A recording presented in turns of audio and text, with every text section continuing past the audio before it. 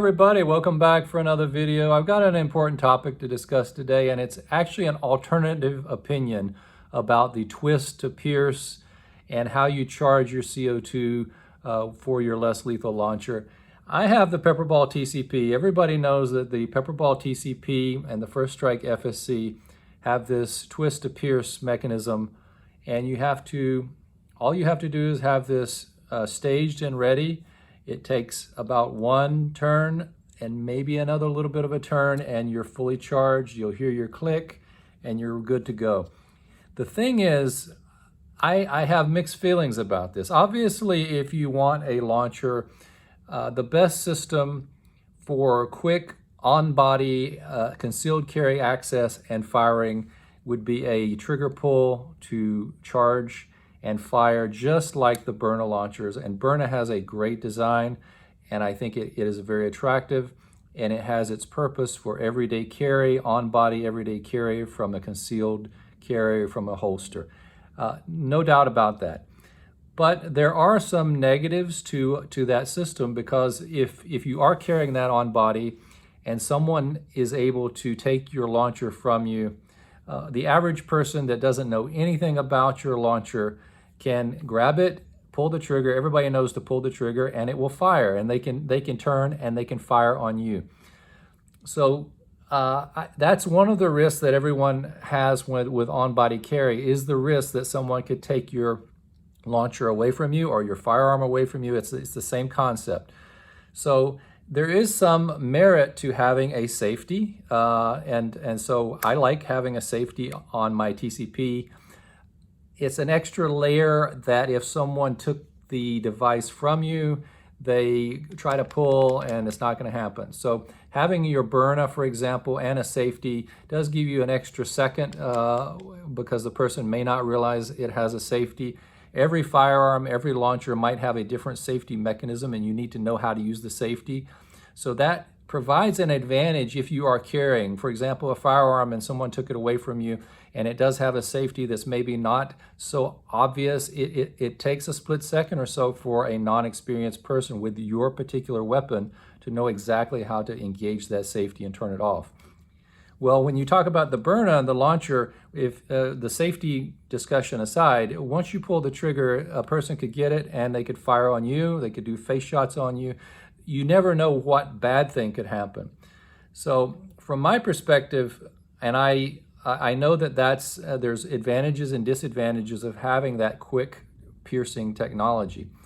But one of the advantages I believe of having this system is that if someone, random person, takes this away from you and wrestles it from you, or if you're carrying it, and in my case, I carry it off body. I just feel that these are too big and bulky, and obviously you can narrow this barrel, and you can use an 8 gram.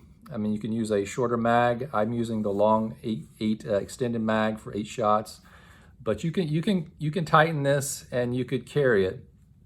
But I think that in that case, if someone took it from you, the average person is not going to know what in the world this is. They're not going to know how to do this twist to pierce. Even to this day, if I give this to my wife and I say, here, take it and shoot it, she will not charge it properly. It will take her a while. She will probably leak air, and it will probably not work well. So if the average person would take this from you, they're not going to know how to charge it. They're going to try to pull the trigger, and it's not going to do anything, and you've got essentially a useless blunt object. And so you don't have to worry as much about being shot with your own weapon.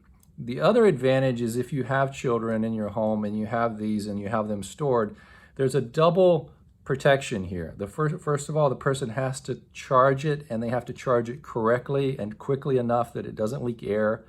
And an average child would probably not be able to do that properly without a lot of training.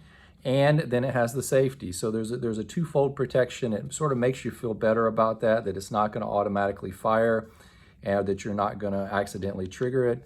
And so I feel those are advantages that the twist to pierce method has that are more safety precautions in case your launcher was taken from you, or it was taken from your home in your home, or it was taken by someone that really has no business having it in their possession.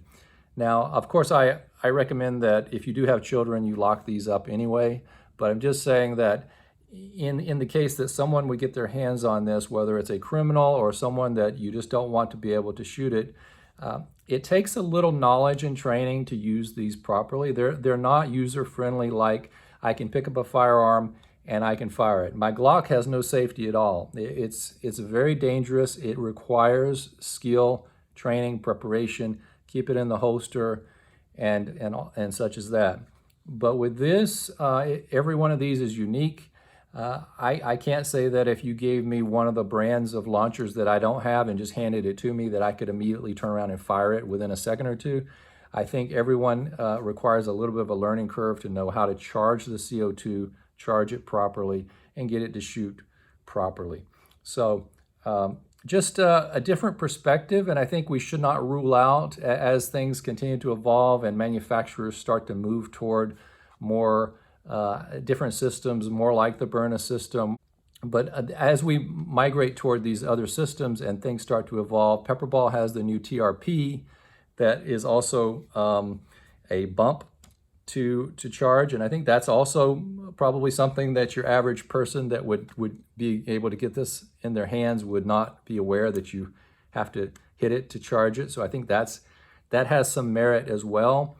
So as long as it's not so intuitive, I think the trigger pull is the most dangerous because it's the most easy for us, but it's the most dangerous if someone got your launcher. The tap or the twist, those require someone to know exactly what to do, and if it takes them a couple seconds to figure it out, I think you got plenty of time to act and to either fight or get away. And at the same time, I don't think that the average person that would just take this on the street, I don't think your average criminal is going to know how to do the twist or the hit and to do it within any reasonable time frame in a situation where you're actually wrestling over your weapon. So it can happen. Things happen quickly. If you're carrying this in a bag, I don't worry so much about the fact that it's off body in case someone was able to wrestle it from me, and I'm not worried that they're going to immediately be able to turn it on me and fire because of that learning curve that's involved. I think that's a good thing. And I think that there are advantages to having these safety features in place, and it's for our protection and it's for our better self-defense. So I know it's an alternative way of thinking. Everybody wants faster activation, easier activation. I think we should be thinking in those terms with the smallest of small launchers, the ones that we want to use for EDC, and hopefully the newer models that come along will be more powerful and smaller within the physics of what is allowed. And for the larger ones like the TCP, FSC, or maybe a carbine version, I think a twist is perfectly fine if you're using this in your car, if you're using this in your home, or if you're putting it in a bag. I actually prefer the twist in those situations. But if you're going to carry on body and you need to do it within a second and you need to get your shots off, absolutely you need a different activation mechanism. So both mechanisms have their place, and neither mechanism is necessarily better than the other. They each have pros and cons. And I just wanted to walk through some of the advantages and disadvantages so that you really think these through and you don't just quickly transition to the latest, greatest model that's out there. Because sometimes older models, don't judge them badly because they're reliable, they're safe, they're effective. So that's all I got to say about this topic. Let me hear it. I want to know what you think. I know this is a little bit of an alternative way of thinking about the future and where less lethals are headed, but I want to give you my perspective, especially as it relates to how you charge your CO2. So everybody take care, and we'll see you in the next one.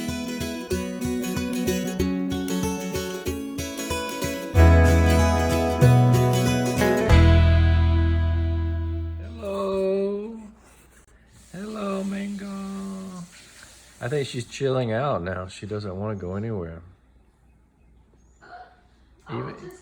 If she only knew she was sitting on my lap here.